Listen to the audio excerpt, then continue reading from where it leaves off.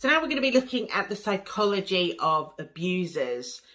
It's important that you understand what's going on in their minds, why they behave the way they do, because when you know that, it forms part of your evidence because you can identify the pattern. Also, you understand why they were the way they were. You'll be able to clearly see X plus Y equals, so their behaviour was as a result of. It also is very powerful when you give evidence because you're clearly able to point out exactly what you're looking for and why it's problematic. So as you can see in your workbook, there's some visual aids for this exercise. So I'm just going to talk you through the process, and I want you to make your own notes about your experience with your ex in these particular areas. So the first one is they always have this internal distress. It's from childhood. They've never sought help to deal with it, and they wrongly blame something that's going on in the external environment for that internal distress.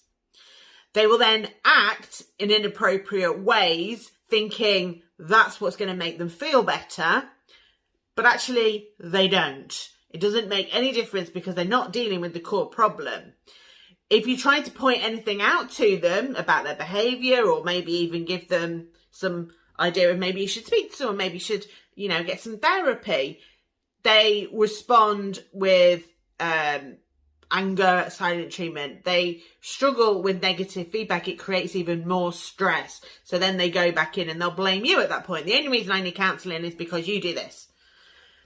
And that's the pattern. That is the pattern that you want to be looking for. So in the questions below, I want you to start now looking at how that maps into your experience.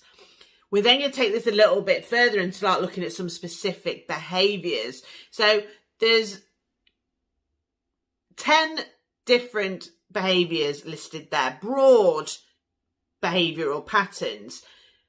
I want you to start making some lists of what you can evidence under those headings. So look at the patterns within their family or friends. Are they repeatedly having conflicting relationships?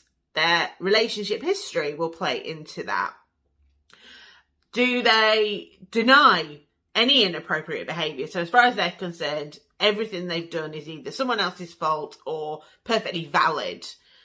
And again, you want to be looking at examples for this.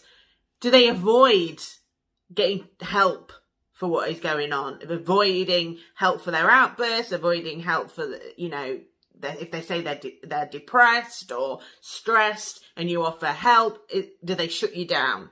So go through them and start putting your evidence together.